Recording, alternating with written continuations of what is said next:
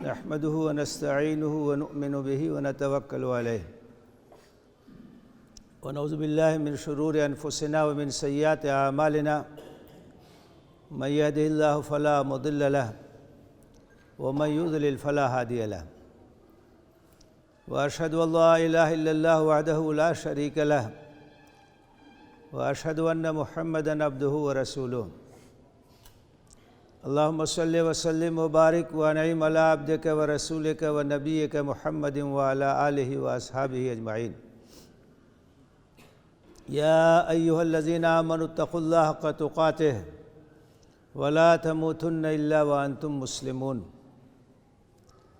या अय्युहन्नासुत्तक़ू रब्बकुमुल्लज़ी ख़लक़कुम मिन नफ़्सिन वाहिदह व ख़लक़ मिनहा ज़ौजहा वबस्स मिनहुमा रिजालन कसीरन व निसाअ वत्तक़ुल्लाहल्लज़ी तसाअलून बिही वल अर्हाम इन्नल्लाह कान अलैकुम रक़ीबा। या अय्युहल्लज़ीना आमनुत्तक़ुल्लाह वक़ूलू क़ौलन सदीदा युस्लिह लकुम अअमालकुम व यग़फ़िर लकुम ज़ुनूबकुम व मन युतिइल्लाह व रसूलहु फ़क़द फ़ाज़ फ़ौज़न अज़ीमा। अम्मा बाद फ़इन्ना अस्दक़ल हदीस किताबुल्लाह व खैरल हदी हदी मुहम्मदिन सल्लल्लाहु अलैहि वसल्लम व शर्रल उमूर मुहदसातुहा व कुल्ल मुहदसतिन बिदअह व कुल्ल बिदअतिन ज़लालह व कुल्ल ज़लालतिन फ़िन्नार। औज़ु बिल्लाहि मिनश शैतानिर रजीम। बिस्मिल्लाहिर रहमानिर रहीम। व अन्नल मसाजिद लिल्लाहि फ़ला तदअू मअल्लाहि अहदा। बुज़ुर्गों और भाइयों, आज 6 दिसंबर है। यही वो तारीख़ है जब आज से 27 बरस कब्ल 1992 में तारीख़ी बाबरी मस्जिद को शहीद किया गया। एक ऐसी मस्जिद जो सदियों से कायम थी, जिसकी तामीर 1528 ईस्वी में हुई थी और जो मुसलसल आबाद रही। उस मस्जिद को दिन दहाड़े निशाना बनाया गया। शरपसंदों की भीड़ ने उसको दिन की रोशनी में सारी दुनिया के सामने शहीद कर दिया। हालांकि वहाँ सिक्योरिटी फोर्सेस भी बड़ी तादाद में मौजूद थी, ज़राए इब्लाग के लोग भी मौजूद थे। सारी दुनिया की निगाहें अयोध्या पर थीं। यकीन दहानियाँ कराई गई थी सुप्रीम कोर्ट में भी और कौमी यकजहती काउंसिल में भी कि मस्जिद को कोई नुकसान नहीं पहुँचेगा। लेकिन इन सब के बावजूद मस्जिद को शहीद कर दिया गया और रियासती हुकूमत, मरकज़ी हुकूमत, तमाम हुकूमतें अपनी कानूनी ज़िम्मेदारी, दस्तूरी ज़िम्मेदारी अदा करने में नाकाम रहीं। ये एक बड़ा बदनुमा दाग है हिंदुस्तान की तारीख़ पर, हिंदुस्तान की पेशानी पर, क्योंकि कोई भी मुल्क उस वक्त तरक्की कर सकता है या वहाँ इस्तेहकाम हो सकता है जब वहाँ कानून की बालादस्ती हो, जब वहाँ दस्तूर का एहतराम हो, जब वहाँ अक़लियतों के हुकूक़ का पास और लिहाज किया जाए। अगर वहाँ आइन की बालादस्ती नहीं होगी, अक़लियतें महफूज नहीं होगी, देश में इस्तेहकाम नहीं हो सकता, मुल्क तरक्की के रास्ते पे गामज़न नहीं हो सकता। बाबरी मस्जिद का क़ज़िया बहुत पहले से उठाया गया और उसे मुतनाज़ा बनाने की कोशिश की गई और ये बात फैलाई गई कि ये मस्जिद मंदिर तोड़ करके बनाई गई। शुरू से मुसलमानों ने अपनी बात ये रखी, अपना ये मौक़िफ़ रखा कि अगर ये साबित हो जाए कि यहाँ कोई मंदिर था जिसे तोड़ के मस्जिद बनाई गई तो हम इससे दस्तबरदार हो जाएं। तो ज़ाहिर है कि शरई लिहाज से ऐसी जगह पे मस्जिद नहीं बन सकती। ऐसी जगह पे जो गलत तरीके से हासिल की गई हो, जिसे गस्ब किया गया हो, जहाँ ज़बरदस्ती कब्ज़ा किया गया हो, तो ऐसी जगहों पे मस्जिद नहीं बनाई जा सकती। और ऐसी जगह पे कोई मस्जिद अगर बनेगी तो मुसलमान वहाँ नमाज नहीं पढ़ेंगे। वो जानते हैं कि ऐसी जगहों पे इबादत नहीं हो सकती। इसलिए बार बार मुसलमानों ने इस बात को रखा कि अगर ये बात साबित हो जाए तारीख़ी शवाहिद के ज़रिए से तो हम इससे दस्तबरदार हो जाएंगे।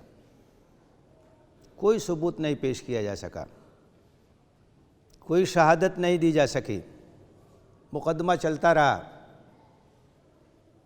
गलत तरीके से वहाँ मूर्ति रखी गई, ताला बंद किया गया, मुसलमानों का दाखिला ममनू करार दिया गया, बाद में आम पूजा के लिए ताला खोल दिया गया, शिलान्यास भी कराया गया और फिर 6 दिसंबर 92 को उस मस्जिद को शहीद भी कर दिया गया।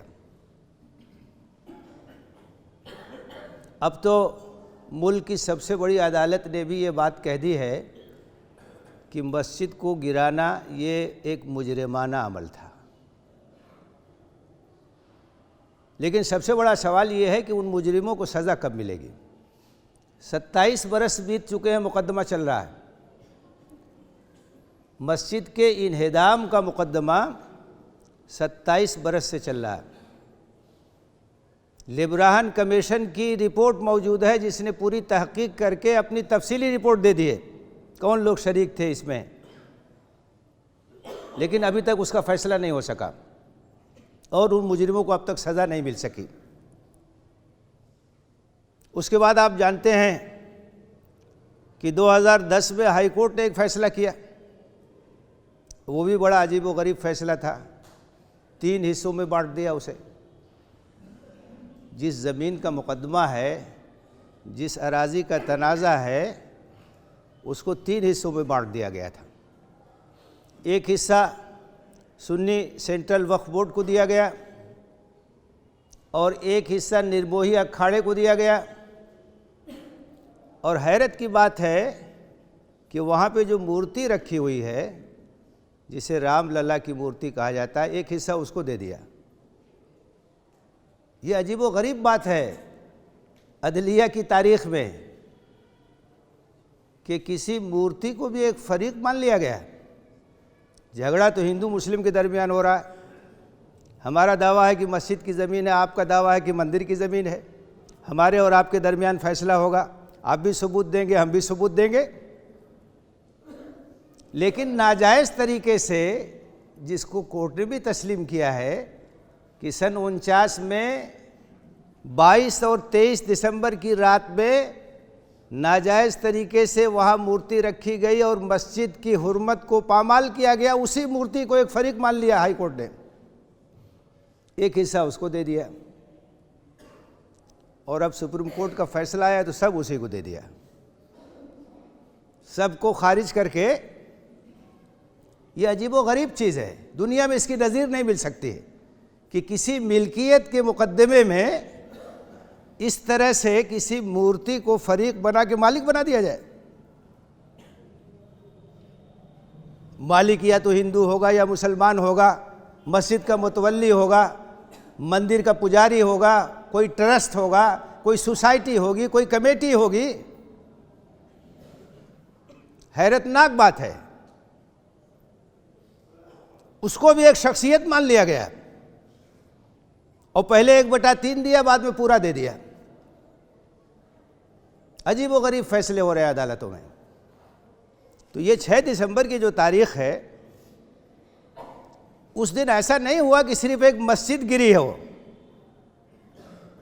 या सिर्फ एक मस्जिद की शहादत हुई हो, बल्कि उस दिन आईन और दस्तूर की भी शहादत हुई और उस दिन इंसानी हुकूक भी पामाल किए गए और मुल्क की जो रिवायात थी एहतराम इंसानी हुकूक की, उन सब को पामाल किया गया।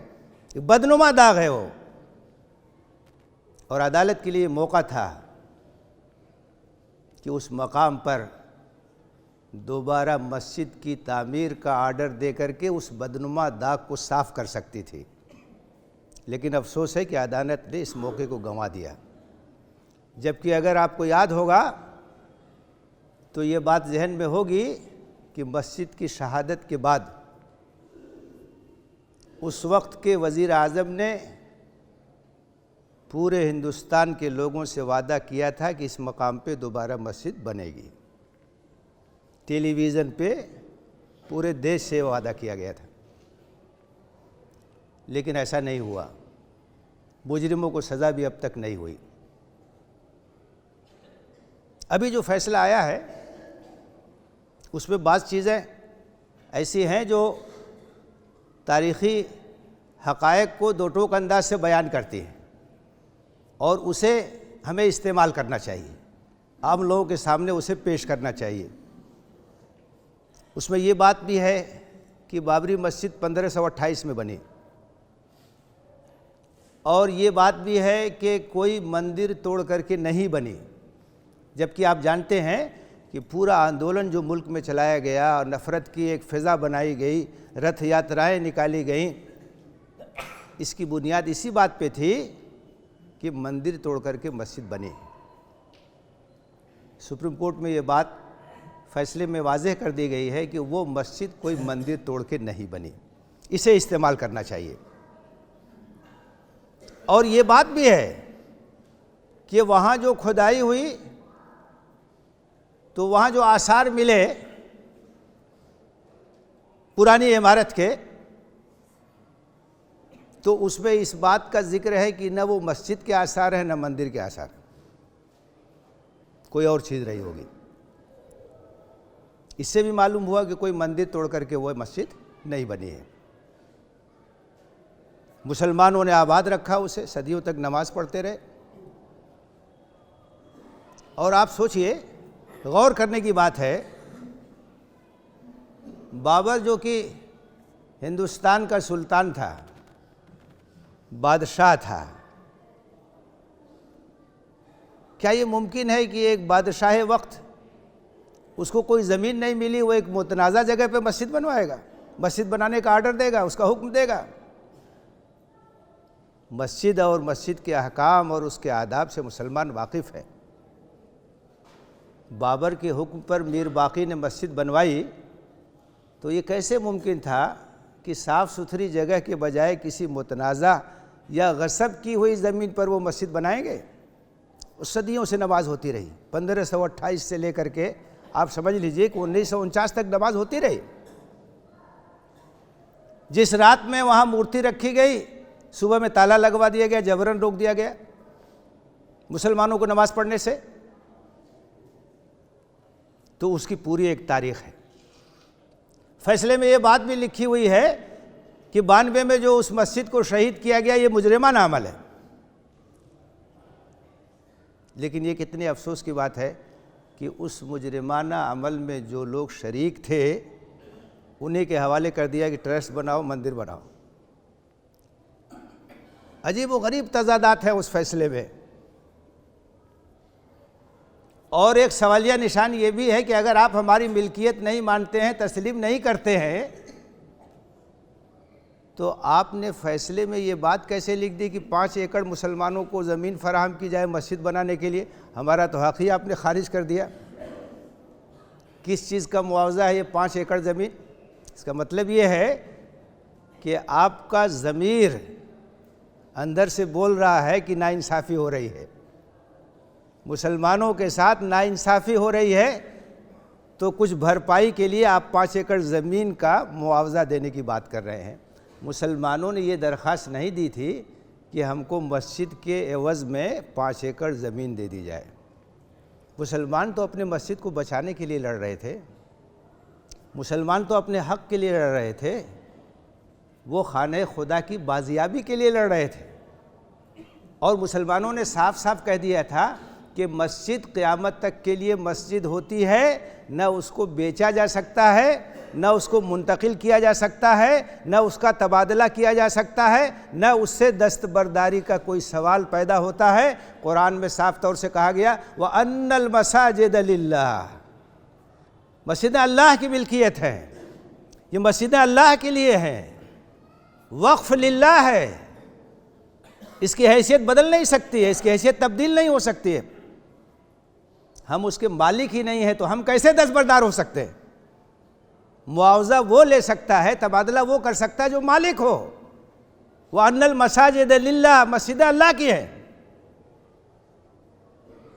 तौहीद का मरकज़ है, ये वक्फ लिल्लाह है, ये इनकी हैसियत बदल ही नहीं सकती है।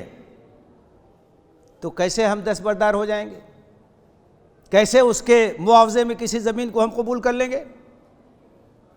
ये भी अजीब व गरीब बात है उस फैसले में कि 5 एकड़ ज़मीन दे दी जाए। हरगिज़ नहीं लेना चाहिए। मुसलमानों के पास मस्जिदों की कमी नहीं है। खुद अयोध्या में दर्जनों मस्जिदें हैं, अयोध्या के अंदर दर्जनों मस्जिदें हैं, और इस मुल्क के अंदर 3 लाख से ज़्यादा मस्जिदें हैं। जहाँ ज़रूरत होती है मुसलमान मस्जिद के लिए ज़मीन ख़रीदते हैं, मस्जिद बनाते हैं। हर आबादी में मस्जिद है, जहाँ ज़रूरत पड़ती है मस्जिद बनाते हैं, दिल खोल के खर्च करते हैं। जहाँ मस्जिद का काम शुरू होता है मुकम्मल होता है। अल्लाह ताला तौफीक देता है, लोग खर्च करते हैं। तो मस्जिद के लिए हम कोई ज़मीन मांगने नहीं गए थे वहाँ। हम तो मस्जिद को बचाने की बात कर रहे थे, मस्जिद की बाजियाबी की बात कर रहे थे, दोबारा उसकी तामीर की बात कर रहे थे। हम तो ये चाहते हैं कि दोबारा अपने सजदों से उसको बसाएं, और इंशाअल्लाह कोई वक्त आएगा फिर सजदों से उसको बसाएंगे। अल्लाह ताला ऐसे हालात पैदा करेगा। फैसले के अंदर जो कमियां हैं बहुत ही वाज़ेह हैं, जो तज़ादात हैं बहुत ही वाज़ेह हैं, और उसके मुज़मरात बहुत ख़तरनाक हैं। क्योंकि अगर आस्था की बुनियाद पर फैसला होगा, आसार कदीमा की मशकूक रिपोर्टों की बुनियाद पर फैसला होगा, कोई इबादतगाह सालिम नहीं बचेगी, तमाम मस्जिदें ख़तरे में होंगी। जहाँ चाहेंगे आस्था का मसला उठा देंगे, जहाँ चाहेंगे खुदाई करके कुछ न कुछ पेश कर देंगे। तो इसके जो मुज़मरात हैं वो बहुत ख़तरनाक हैं। इसलिए इसके ख़िलाफ़ आवाज़ उठाना और हर मुमकिन हद तक कोशिश करना, ये दीनी और ईमानी फरीज़ा है। और अल्हम्दुलिल्लाह हमारी तंजीमें वो काम कर रही हैं। नज़रसानी की अपील एक दाखिल हो चुकी है, उम्मीद है आज भी एक दाखिल हो जाएगी, और अभी 3 दिन बाकी, और अपीलें भी हो सकता है दाखिल हो। और हमें उम्मीद है, मुतालबा करते हैं कि इन अपीलों पर मुनसिफाना तरीके से गौर किया जाए और इंसाफ के तकाज़ों की तकमील की जाए। और लोगों को जो मायूसी हुई है, कम से कम ये तो भरोसा था कि सुप्रीम कोर्ट से इंसाफ मिलेगा। निचली अदालतें नाइंसाफ़ी करती हैं, हाई कोर्ट से इंसाफ नहीं मिल पाता है। कम से कम सुप्रीम कोर्ट पर भरोसा था लोगों को कि यहाँ इंसाफ मिलेगा। तो अदलिया के लिए मौका है कि नज़रसानी की अपीलों पर गौर करे, उनको मंजूर करे और इंसाफ के तकाज़ों की तकमील करे। इस मौके पर बुज़ुर्गों और भाइयों, मैं आपके सामने ये बात रखना चाहता हूँ कि हिंदुस्तान के जो हालात हैं, इन हालात की नज़ाकत को समझिए। ये फ़ैसला ख़ुद बता रहा है कि मुल्क इस वक्त किधर जा रहा है। और अभी देखिए, शहरियत के कानून में तरमीम का बिल आ रहा है, वो भी बहुत ख़तरनाक है। इससे पहले तलाक़ सलासा के सिलसिले में कानून बना, राज्यसभा लोकसभा से पास हुआ। इस वक्त अगर हम इसी तरह से गफलत में पड़े रहेंगे तो हालात बहुत ख़राब होंगे। हमको बेदारी का सबूत देना चाहिए। हमको अपनी ज़िम्मेदारी को अदा करने के लिए आगे बढ़ना चाहिए। अपनी नई नस्ल की सही तरबियत करनी चाहिए, और जो बुनियादी काम हैं उन कामों को अंजाम देने के लिए हमें तैयार रहना चाहिए।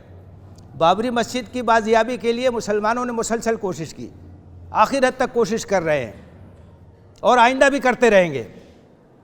हम न उस शहादत को भूले न भूलेंगे, अपनी नस्लों को भी याद दिलाते रहेंगे, और अल्लाह से दुआ करते रहेंगे कि ऐसे हालात पैदा हों कि दोबारा वहाँ मस्जिद बने। लेकिन इसी के साथ साथ जो अपने समाज को बेदार करने की जिम्मेदारी वो बहुत बड़ी है। हम ख्वाब गफलत में सोए हुए हैं। आप ज़रा अंदाज़ा कीजिए कि 6 दिसंबर जिस दिन इतना बड़ा हादसा हुआ, आप मुस्लिम आबादियों में चले जाइए, आपको एहसास नहीं होगा कि मुसलमानों को कुछ गम है। मुसलमान अपने कारोबार में मस्त हैं, अपने मामूलात में मस्त हैं, उनको कुछ भी एहसास नहीं है कि इस दिन क्या हुआ था, हमारे साथ कितना बड़ा हादसा हुआ था। ये इस बात की अलामत है कि हम गाफिल कौम हैं, हम मुर्दा कौम हैं, हमारे अंदर गैरत नहीं है, हमारे अंदर हमीयत नहीं है। हम एक दिन अपना कारोबार बंद करके अपने जज्बात का इजहार नहीं कर सकते हैं, अपने गम का इजहार नहीं कर सकते हैं। अगर हमारे अंदर बेदारी नहीं आएगी तो कानून भी बनेंगे और हमारे लिए मुश्किलात भी पैदा होंगी और हम कुछ नहीं कर पाएंगे।